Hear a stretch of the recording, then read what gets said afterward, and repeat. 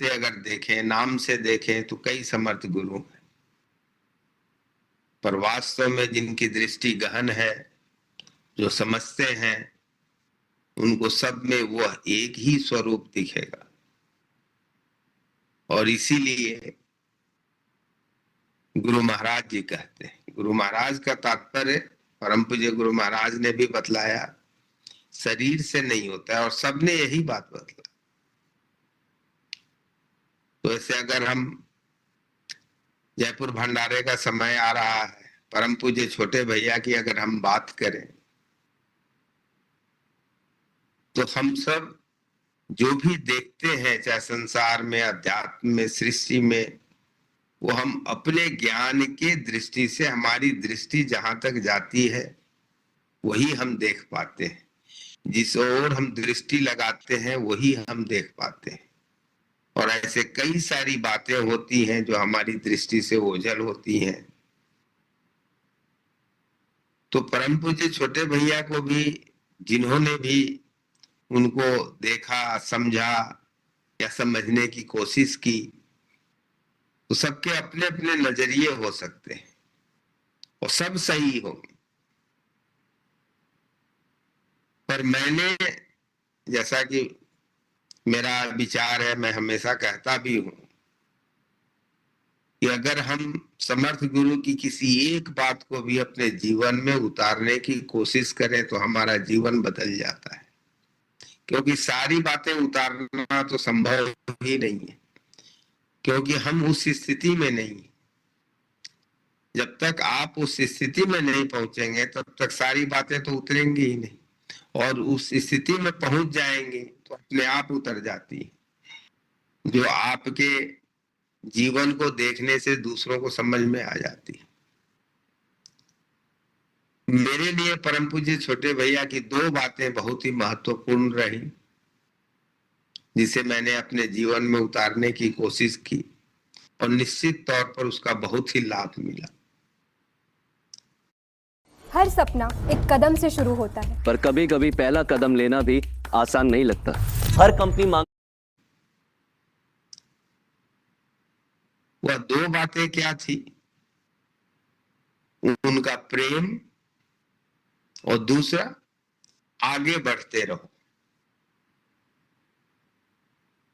अगर इन दोनों बातों को अगर हम देखें तो आगे वही बढ़ सकते हैं जो अपने जीवन में ठहराव नहीं ला पाते, और ठहराव लाना भी नहीं चाहिए, क्योंकि हमारी जर्नी आगे बढ़ने में ही है। क्योंकि अगर पीछे लौटना है तो हम पीछे रुक ही जाते, वहीं रुक जाते। और इसीलिए आगे बढ़ना प्रकृति का नियम भी है। देखिए, गंगा जी निकलती हैं गंगोत्री से, आगे बढ़ती चली जाती। आगे हम तब तक बढ़ते जाते हैं जब तक हमारा अस्तित्व समाप्त नहीं हो जाता है। और उसी अस्तित्व समाप्त होने को संत मत में कहते हैं गुरु में मिल जाना, जहां आपका अस्तित्व समाप्त हो जाता है।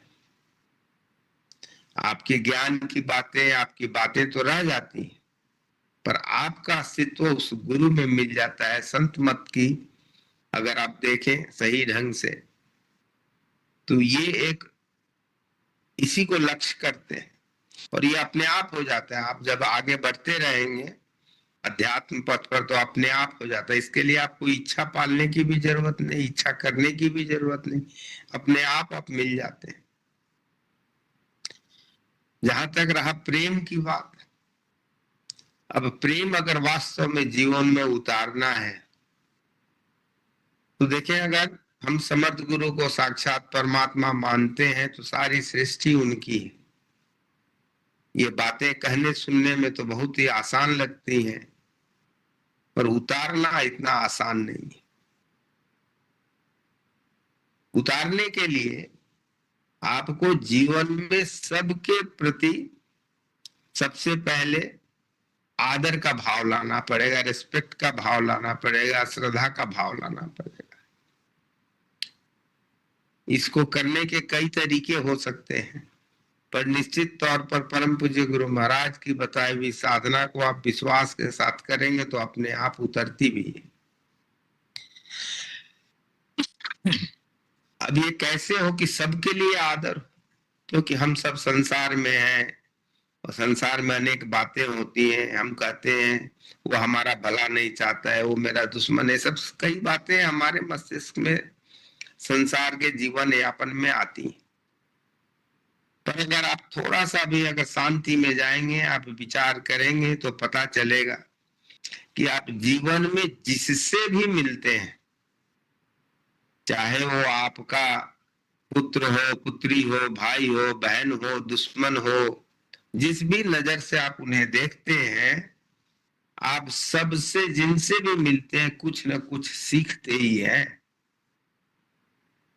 हम दुश्मन से भी सीखते हैं, अगर किसी ने हमें धोखा दिया उससे भी सीखते हैं। कैसे सीखते हैं?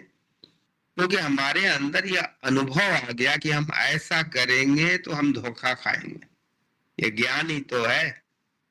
ये उस व्यक्ति ने ही तो सिखाया जिसने आपको धोखा दिया। इसी प्रकार अगर शांति में विचार करेंगे तो चाहे छोटे बच्चे हों, बड़े हों, हम सब से कुछ न कुछ सीखते हैं। और जिनसे सीखते हैं वो क्या हो जाते हैं? हमारे गुरु हो जाते हैं। तो जब सृष्टि में हम जिनसे मिलते हैं सब हमारे गुरु हो जाते हैं, तो सबके प्रति अंतर में आदर भाव तो होना ही चाहिए फिर। क्योंकि आप जीवन में जो बन रहे हैं उनसे सीख के ही तो बन रहे हैं। जब सबके प्रति इस दृष्टि से आप देखेंगे तो सबके प्रति आदर होगा, क्योंकि सबसे हमने कुछ ना कुछ सीखा ही है। और जब आदर होगा तब सबको देखने का नजरिया आपका बदल जाएगा। जब नजरिया बदल जाएगा तब जो है सो सबके लिए अपने आप आपके हृदय में प्रेम हो जाएगा। क्यों? क्योंकि तब आपकी दृष्टि में ये आ जाएगा कि सब अपने अपने कर्म कर रहे हैं। अब जिसने पॉकेट मारी सीखी वो पॉकेट मारी नहीं करेगा तो क्या करेगा? उसके कर्म है। जो कसाई है उनके कर्म है। सब अपने, जैसे एक गाड़ी चलती है, गाड़ी के हर कल पुर्जे अपने हिसाब से काम करते हैं। रावण नहीं होता तो राम को कोई जानता ही नहीं।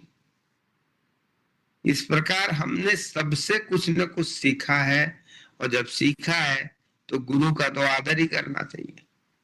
और जब आदर करेंगे तो प्रेम ही होगा। ये कहने में तो आसान लगता है, पर तभी ये संभव है जब उसको करने की शक्ति हो। देखिए, कोई भी कार्य हम तभी कर सकते हैं जब उस कार्य को करने की शक्ति हमारे अंदर, और शक्ति बगैर साधना के नहीं आती।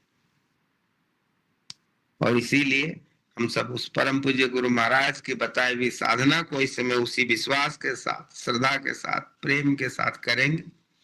इसको करने के लिए हम सब एक ऐसे आसन में बैठते हैं जो सुखद हो, जहां तक हो सके बगैर हिले डुले करीब 35 मिनट तक बैठे रह सके। इस विश्वास के साथ बैठे कि हम साक्षात परमात्मा के समक्ष बैठे हैं। सत्संग की 2 प्रार्थनाएं भी होंगी। अगर आपको पता है, आप बोलना चाहें तो प्रेम पूर्वक मधुर स्वर में परम पूज्य गुरु